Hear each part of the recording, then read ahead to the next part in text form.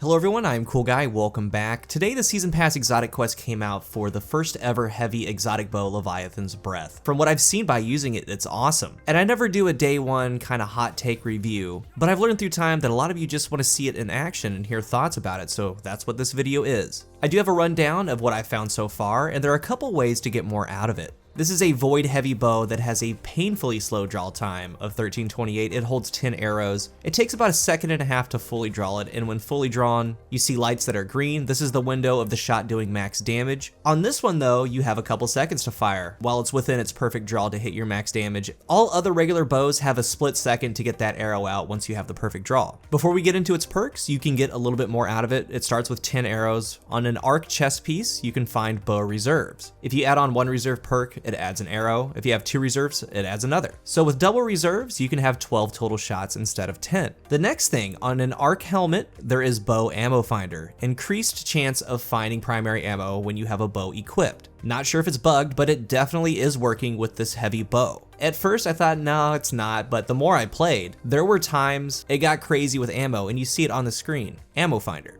Its first perk is Leviathan's Sigh. When fully drawn, the bolt creates a large concussive blast that knocks enemies back. That's paired with its main exotic perk, Big Game Hunter. Fires a massive heavy bolt that staggers unshielded enemy combatants, strong against unstoppable champions. The Concussive Blast is quite large, more than I thought it would be, and with the main loadout that a lot of players use, Mountaintop Recluse, Leviathan's Breath fits right in. And the Vex Offensive, it one-shots Void Shield Minotaurs. It's then matching the shield since it's void, so there's an explosion there. On top of that, we have the perk that has the Concussive Blast that knocks enemies back. There's collats everywhere, it's mayhem. You then switch to the Recluse, it's procced, Master of Arms. It fits right in. It even would work in a raid loadout. Again, the Concussive Blast is substantial, even more so when you hit a Void Shield and break it. So it has a place right there. Nightfalls, higher level activities. You think about pairings with Divinity from a teammate, very cool. You do want to hit the main target, the bigger threat. Unless they're super high level, it should one-shot them like this Void Minotaur, and it's going to take out the surrounding adds. Its damage is mid-tier. It is a burst damage weapon. You would pull it out, draw it, take the shot, go back. As an example, in this last sector, it does 20,117 damage and a small concussion blast damage of 1,022.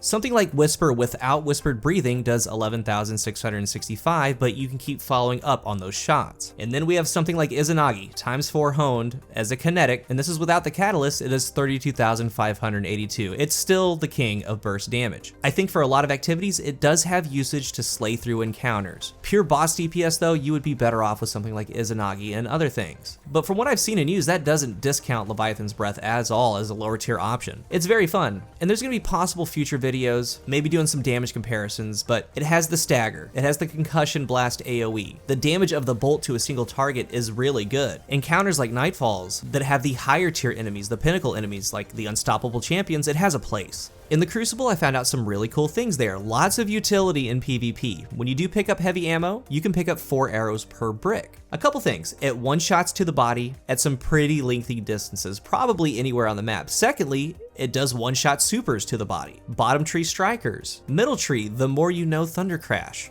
Warlocks in a well, pretty much anything, even a fully overshield one-eyed masked titan. The Concussion Blast in both PvE and PvP works like this. The enemies being bounced back always go up, then out. They fly up in the air, so in some areas, they can be thrown off the map. The big Titan barrier shields, it destroys them and then concusses the Titan back away from you. The shot itself on a perfect draw, when it does have the concussion, you can concuss the ground. If you see an enemy behind cover, you can shoot next to it and throw them out of it. It has about a 5-6 meter or so range that they have to be close to it, but you can knock them out in a way. In another scenario, you should always be aiming at a super as they're coming at you because it does one-shot them, but if you miss and it's close, it does throw them up into the sky and slows them down a little bit. The main things though that I found, number one, it does knock players out of a bubble. You can shoot at them, the Concussion Blast throws them out, but you have to be aiming on them that I found. If you just hit the side of the bubble and try to, let's say, throw them to the left, you want them to be to the left when they get thrown out, it won't do it. You have to be actually aiming at the character model, it has to be on them. And in rare cases, if the Titan's directly in the center of the bubble,